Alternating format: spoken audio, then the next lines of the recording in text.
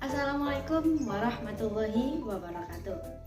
Perkenalkan, nama saya Firdausi Nuzula dengan NIM D74219026.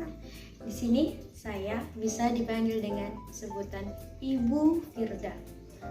Hari ini kita akan mempelajari dari sistem persamaan linear dua variabel menggunakan metode substitusi. Sistem persamaan linear dua variabel dapat diselesaikan dengan 4 metode. Yang pertama, metode grafik. Yang kedua, metode substitusi. Yang ketiga, metode eliminasi. Dan yang keempat, metode eliminasi substitusi atau metode gabungan. Nah, hari ini kita akan mempelajari dengan metode substitusi.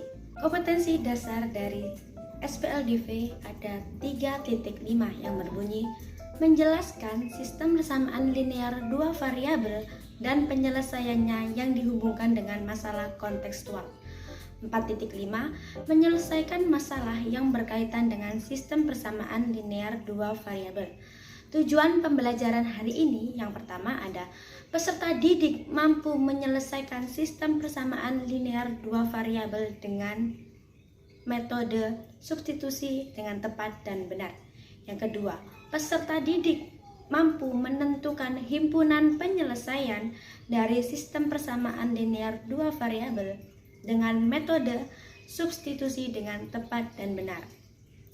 Sebelum kita ke materi, Ibu akan sedikit mengingat materi minggu lalu, yaitu tentang metode grafik.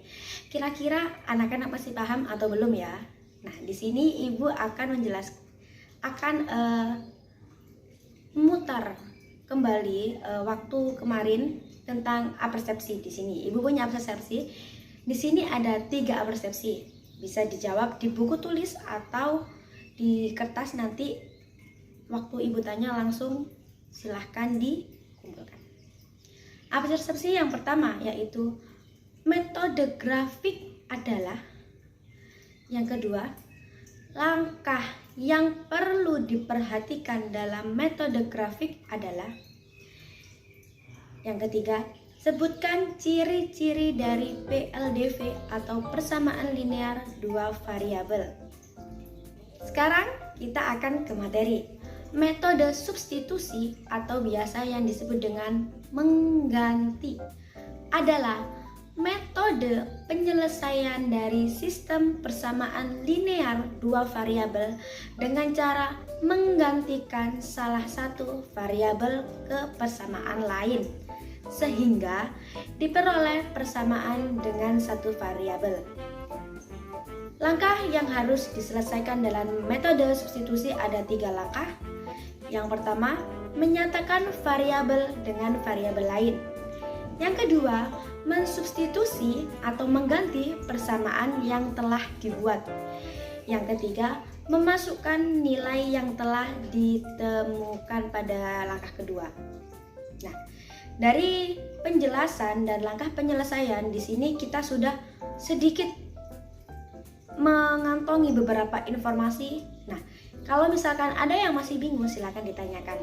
Sekarang Ibu akan ke contoh soal saja ya. Yang pertama, tentukan himpunan penyelesaian dari X ditambah 3Y sama dengan 15 dan 3X ditambah 6Y sama dengan 30.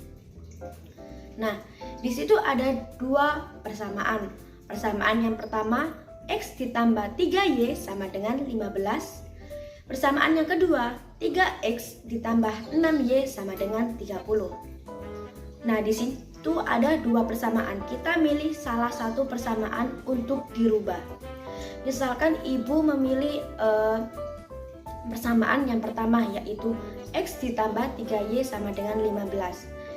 Kita ubah X-nya sendiri, berarti 3Y pindah ruas. Didapatkan hasil X sama dengan negatif 3Y ditambah 15. Nah, kalau sudah ketemu X-nya, kita substitusi ke persamaan lain, berarti ke persamaan yang kedua. 3x ditambah 6y sama dengan 30. X-nya tadi sudah nemu negatif 3y ditambah 15. Berarti 3 X-nya dimasukkan negatif 3y ditambah 15 ditambah 6y sama dengan 30. Lalu kita pakai cara pelangi atau SCTV. 3 dikali negatif 3y, negatif 9y ditambah 15 dikali 3 sama dengan 45. Berarti negatif 9y ditambah 45 ditambah 6y sama dengan 30. 30 yang sebelumnya ke ruas kanan pindah ke ruas kiri. Berarti 45 dikurangi 30 sama dengan negatif y di sebelah kiri dirubah ke sebelah kanan. Berarti 9y dikurangi 6y. Karena dikelompokkan y sendiri dan yang tidak ada variabelnya sendiri, menghasilkan 45 dikurangi 30 yaitu 15 sama dengan 9y dikurangi 6y 3y. Y 15 dibagi 3 sama dengan 5. Berarti sudah ditemukan y sama dengan 5. Kalau sudah ditemukan y sama dengan 5, selanjutnya kita mencari variabel lain yaitu variabel x. Karena y sudah ketemu, kita balik ke persamaan yang pertama. X sama dengan negatif y ditambah 15. X sama dengan negatif 3, y-nya sudah ketemu 5, berarti kita masukkan 5 ditambah 15. Berarti X sama dengan negatif 3 dikali 5 ditambah 15. X sama dengan negatif 3 dikali 5, negatif 15 ditambah 15. Berarti X sama dengan 0. Didapatkan himpunan penyelesaian dari soal yang pertama yaitu 0,5. Nah, di sini Ibu ada contoh soal yang kedua. Tentukan atau carilah himpunan penyelesaian dari persamaan berikut. 5x ditambah 5y sama dengan 25. 3x ditambah 6y sama dengan 24. Berarti 5x ditambah 5y sama dengan 25 masuk ke dalam persamaan yang pertama. 3x ditambah 6y sama dengan 24 masuk ke dalam persamaan yang kedua. Kita memilih salah satu persamaan. Misalkan Ibu akan memilih persamaan yang pertama. Berarti 5x ditambah 5y sama dengan 25. 5y sama dengan 25 dikurangi 5y. Y sama dengan 5 dikurangi X. Kenapa 5? Karena 25 dibagi 5. Berarti Y ketemu 5 dikurangi X. Selanjutnya kita substitusi Y ke persamaan lain, yaitu persamaan kedua. Berarti 3X ditambah 6Y sama dengan 24. 3X ditambah 6, Y-nya kita rubah, 5 dikurangi X sama dengan 24. 3X 6 dikali 5, 30. 6 dikali negatif X berarti negatif 6X sama dengan 24. Berarti didapatkan hasil 24 persamaan kanan di ruas kanan berarti dipindah ke ruas kiri. Berarti 30 dikurangi 24 sama dengan 6X dikurangi 3X. 30 dikurangi 24, 6. 6X dikurangi 3X sama dengan 3X. Berarti didapatkan 6 sama dengan 3X. X-nya 6 dibagi 3. X-nya ketemu 2. Karena kita sudah menemukan X, lalu hasil X tadi kita substitusikan dari persamaan yang diperoleh atau persamaan yang ketiga.